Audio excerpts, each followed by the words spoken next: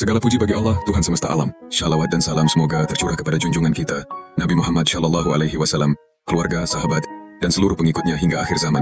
Dalam kehidupan beragama, sering kita mendengar istilah bid'ah, dan tidak jarang kata itu langsung menimbulkan perdebatan. Sebagian orang menganggap semua bid'ah sesat, sementara yang lain membedakan antara bid'ah hasanah dan bid'ah sayyi'ah. Namun, bagaimana sebenarnya pandangan ulama terhadap hal ini?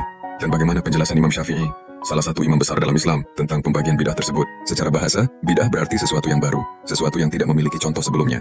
Allah berfirman dalam surah Al-Baqarah ayat 117, Badi'us samawati wal ardh, Allah adalah pencipta langit dan bumi tanpa contoh sebelumnya. Maka, setiap hal baru dalam pengertian bahasa bisa disebut bid'ah.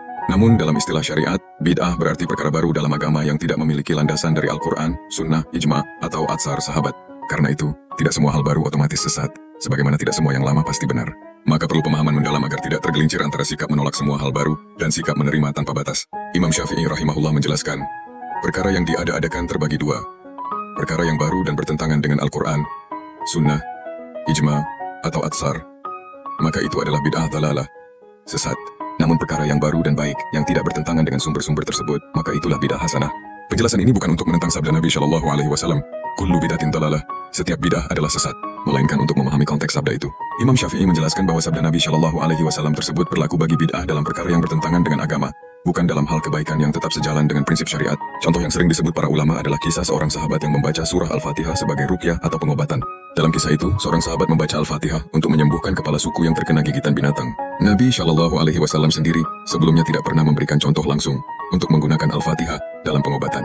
Namun ketika sahabat itu menceritakan perbuatannya, Nabi Shallallahu Alaihi Wasallam bersabda, bagaimana engkau tahu bahwa Al-Fatihah bisa menjadi ruqyah? Dan Rasulullah membenarkan perbuatan itu serta membolehkan mereka menerima hadiah sebagai imbalan. Perhatikan, perbuatan itu tidak memiliki contoh sebelumnya, tetapi tidak bertentangan dengan syariat. Justru menunjukkan keluasan pemahaman dan kedalaman iman sahabat dalam mengamalkan Al-Quran. Maka inilah salah satu bentuk bid'ah hasanah di masa Nabi Shallallahu Alaihi Wasallam sendiri. Setelah masa Nabi, para sahabat dan tabi'in juga melakukan hal-hal baru demi kemaslahatan umat, tanpa keluar dari prinsip agama.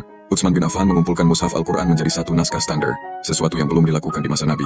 Umar bin Khattab menghidupkan sholat tarawih berjamaah dan berkata, sebaik-baik bid'ah adalah ini. Ucapan Umar bukan bermakna merubah agama, tapi menata kembali sunnah agar lebih teratur dan bermanfaat bagi umat. Semua contoh itu menunjukkan bahwa bid'ah hasanah adalah inovasi dalam kebaikan, selama tidak menyalahi prinsip syariat. Dengan demikian, penjelasan Imam Syafi'i tentang bid'ah hasanah dan bid'ah sayyi'ah adalah upaya ilmiah untuk memahami makna kullu bid'ah dhalalah secara tepat. Bid'ah yang sesat adalah yang menyalahi Al-Quran dan Sunnah, sedangkan bid'ah hasanah adalah perkara baru yang menguatkan agama, menambah kemaslahatan, dan tidak melanggar prinsip Islam.